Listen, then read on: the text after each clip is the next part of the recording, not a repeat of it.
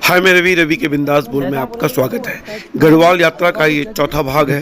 जब मैं अपने घोड़पाला तल्ला गांव से कांडा की तरफ जा रहा था और फिर खाल से रामनगर मुझे आना था, तो गोप्रो कैमरा पहली बार मैंने यूज़ किया। ढंग से यूज़ कर नहीं पाया, फिर भी मैंने कोशिश की है कि गोप्रो 10 से मैं आपको वीडियो दिखा सकूँ उस सड़क की जो सबसे खतरनाक सड़क है हमारे गाँव से कांडा की तरफ, और पहली बार बनाई गई है। देखिए इस वीडियो को, शायद आपको पसंद आए। चलें फिर आगे मिल जाना हमको, और देखना ढंग से पहुंचे नहीं पहुंचे। गोप्रो कैमरा दिख रहा है, ये पूरा दिखे मैं यहाँ से। ये देखो इधर, यहाँ देखो, इधर यहाँ देखो, इधर। चलो चलो फिर मिलते हैं, आगे मिलेंगे। ओके बिली।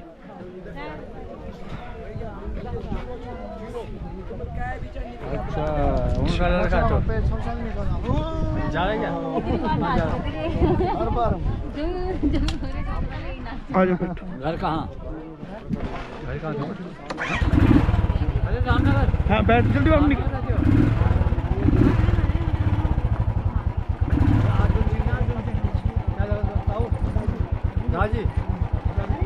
चलो भाई सूरज भाई मिलते हैं। ठीक है भाई, कर देना सब्सक्राइब चैनल। कर दिया। ठीक है, ओके बच्चे, बाय। वीडियो डाल देना। हाँ हाँ पक्का, मैं कल से डालूंगा 3-4।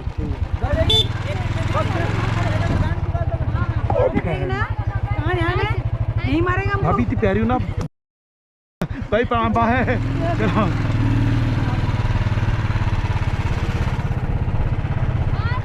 प्रणाम प्रणाम। रवि के बिंदास बोल की जय। अभी देखो आगे देखना क्या होता है। अभी मैं यहाँ तक ले जा रहा हूँ, ठीक है, ध्यान रखना हमारा। हाँ चलो। अब हम ऐसे रास्ते की तरफ बढ़ चुके थे मम्मी जो घोड़पाला तल्ला गांव से चौंडी मार्ग की तरफ, जो अभी हाल में ही बना है। वो जा रहा है नयार नदी से होते हुए कांडा की तरफ, उसके बाद नकुरी होते हुए हमें धुआंकोट आना था। और इस सड़क को देखते समय आपको समझ में नहीं आएगा कि एज ए बाइक ड्राइवर मेरा कैसा हाल हो रहा था। दरअसल रॉयल इनफील्ड बहुत भारी गाड़ी है, यहाँ सड़क पक्की नहीं है, यहाँ पे छोटे छोटे से कंकड़ पड़े हुए थे, इससे अगर हम ब्रेक लगाते हैं तो गाड़ी फिसलने का डर रहता है। मैं गाड़ी को रॉन्ग साइड में चला रहा था। मेरा भतीजा जो मेरा कैमरामैन भी है, शिवम रावत, वो ठीक मेरे पीछे बैठा था और उसने मुझे कहा भी कि चाचा तुम गाड़ी को रॉन्ग साइड क्यों चला रहे हो। मैंने कहा भाई कोई सामने वाला बंदा गाली दे देगा वो चलेगा, लेकिन मैं गाड़ी को बाईं साइड नहीं चलाऊंगा जहाँ खाई की तरफ है, क्योंकि ब्रेक दबाने पे गाड़ी फिसल सकती थी और सीधे। हालांकि मैंने देखी जानबूझ के मैंने कैमरे को नीचे रखा हुआ है ताकि इसमें स्पीड दे सकें। 20 से अधिक मैंने स्पीड रखी नहीं थी। सामने जो गांव दिखाई दिया है मेरा तल्ला गांव है, घोड़पाला तल्ला गांव। खूबसूरत रुक के निहारने की मैंने कोशिश की अपने इस गांव को जो प्रो कैमरा था उसको ढंग से मैं लगा नहीं पाया। उसकी दिशा जो डायरेक्शन थी वो डाउन थी। लेकिन देखो सामने दिखाई दे रहा है आपको तल्ला कांडा और मल्ला कांडा। तो तल्ला कांडा मल्ला कांडा के इस बगल में आपको उनके खेत भी दिखाई दे रहे हैं। पहले हमारी यही रोड हुआ करती थी। सामने जो आपको रोड दिखाई दे रही है ये रिखड़ी खाल से आती है, और जिस सड़क में अभी मैं चल रहा हूँ ये भी हाल में ही बनी है।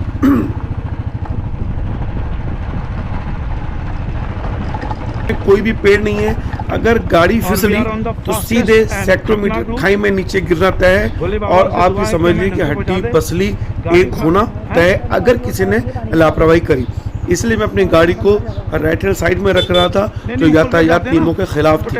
लेकिन जब आपकी ज़िंदगी में बन आती है तो आप यातायात नियमों का पालन कर ही नहीं सकते, इसलिए मैं गाड़ी को राइट हैंड साइड में रख रहा था। सामने देखिए इस समय मेरी स्पीड 20 के आसपास थी, और कभी कभी तो मैं 10 किलोमीटर प्रति घंटा के आसपास स्पीड रख रहा था।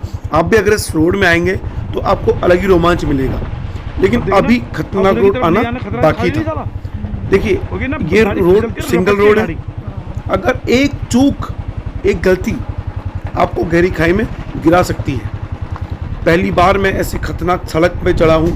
देखिए कोई भी आप नीचे अगर आप देख पाते, जब हम बाइक चलाते हैं तो हमारा ध्यान सिर्फ, मैं अपना ध्यान इस बड़ी जो पहाड़ है उसकी तरफ रख रहा था। मैंने कोशिश की कि मैं अपना ध्यान इस खाई की तरफ ना रखूं, क्योंकि पहली बार मैं इस कच्ची सड़क में चल रहा था जो कुछ दिनों पहले बनी है। देखिए आप देख रहे हैं अभी इसका कटान हुआ है।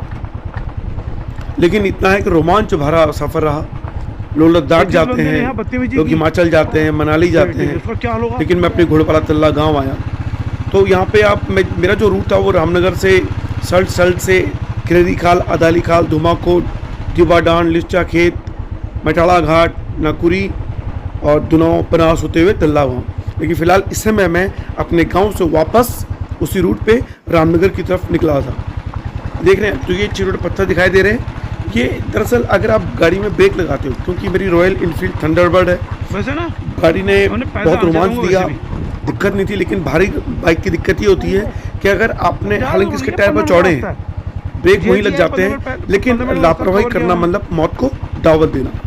यहाँ देखिए कभी भी लैंडस्लाइड होने के चांसेस होते हैं।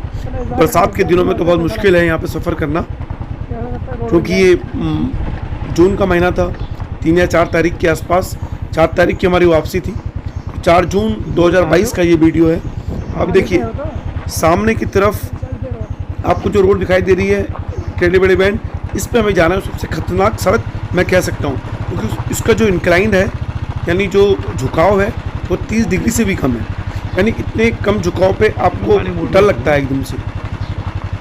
आगे धीरे धीरे यहाँ पे स्पीड मैंने बहुत हल्की कर दी, क्योंकि यहाँ पे पत्थर बहुत थे और गाड़ी मेरी डिसबैलेंस हो रही थी। तो मैंने कोशिश किया कि मैं अपनी गाड़ी को डिसबैलेंस ना होने दूँ। आगे रूट और संकरी होती जा रही थी, नीचे खाई देखते समय डर लग रहा था। हालांकि मेरा पीछे जो भतीजा था शिवम, वो मुझको हौसला बना रहा था कि चाचा चलो कोई बात नहीं।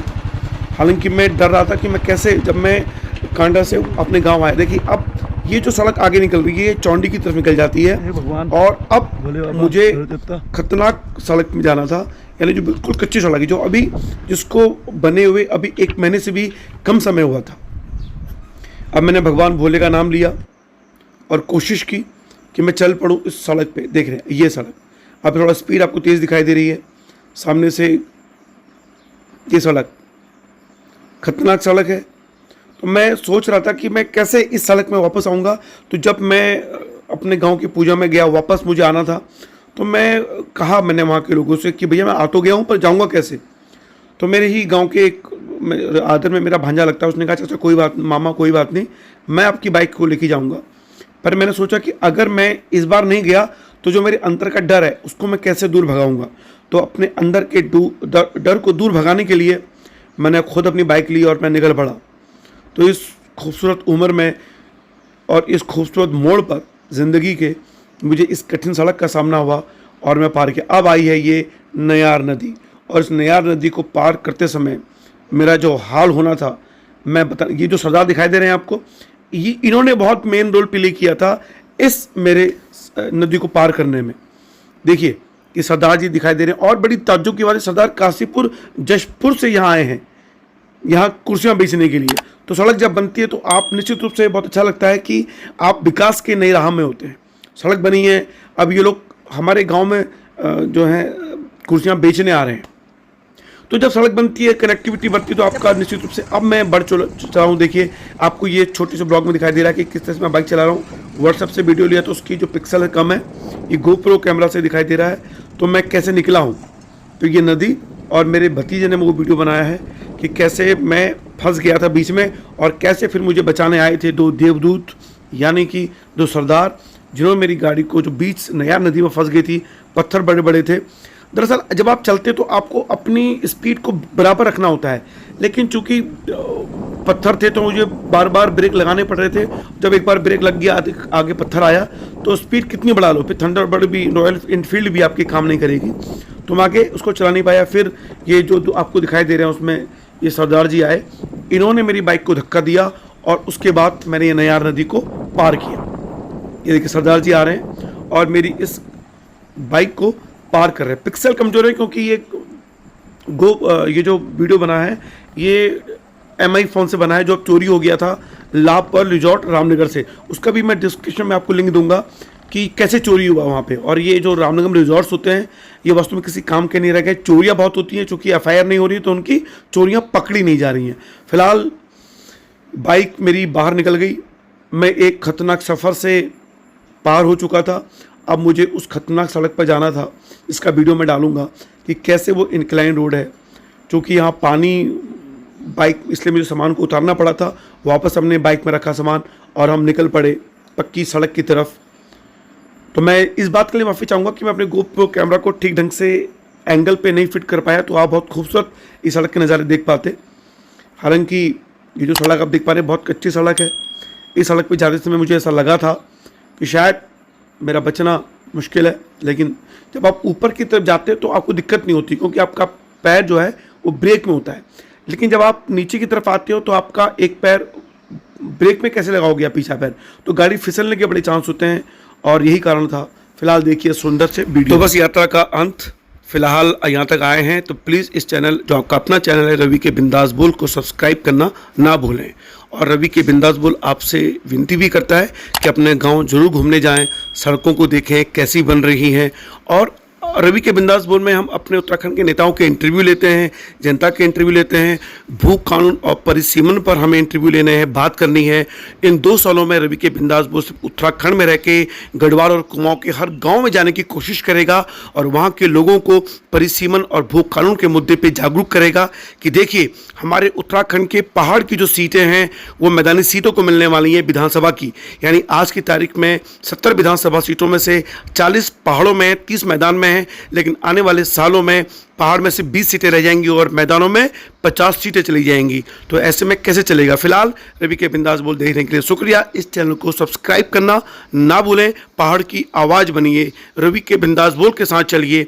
प्लीज़ सब्सक्राइब चैनल और वीडियो को शेयर लाइक करना ना भूलें। फिलहाल धन्यवाद आप लोगों का, थैंक यू वेरी मच।